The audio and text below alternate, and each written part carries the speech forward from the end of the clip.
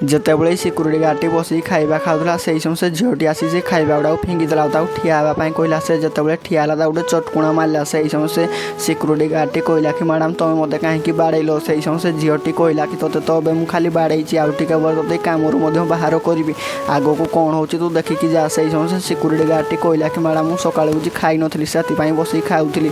ସେହି ସମୟ ସେ ଝିଅଟି ରାଗି ଯାଇଥିଲା ଆଉ ସେ କହିଲା ତୋତେ କ'ଣ ଖାଇବା ପାଇଁ ଆମେ ଟଙ୍କା ଦେଉଛୁ, ତୁ ଏଠି ତ କାମ କର। ସେହି ସମୟ ସେ କହିଲା କି ଯଦି କାମ କରିବାର ନାହିଁ ତାହେଲେ ରିଜାଇନ୍ ଦେଇକି ଚାଲିଯା। ସେହି ସମୟ ସେ ଝିଅଟି ସେଠାରୁ ଚାଲିଗଲା। ସେ ସିକ୍ୟୁରିଟି ଗାର୍ଡଟି ସେ ଖାଇବା ଗୁଡ଼ାକ ଗୋଟାଉଥିଲା।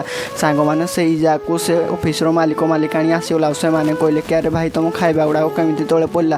ସାଙ୍ଗମାନେ ଆଗକୁ ସେ ସିକ୍ୟୁରିଟି ଗାର୍ଡଟି କରିବ କ'ଣ? ଭିଡ଼ିଓଟି ଦେଖିବାକୁ ତୁମେ ସତରେ ନିଜ ବାପାକୁ ଭଲ ପାଉଥିବ ଭିଡ଼ିଓକୁ ଏବେ ଲାଇକ୍ କରିବ, ଚ୍ୟାନେଲକୁ ସବସ୍କ୍ରାଇବ୍ କରିବ, କମେଣ୍ଟ ବକ୍ସରେ ଏଇ ଇମୋଜି ଲେଖିକରି ସେଣ୍ଡ କରିବ। ପାର୍ଟ 2 ପାଇଁ ୱେଟ୍ କରିକି ରହିବ।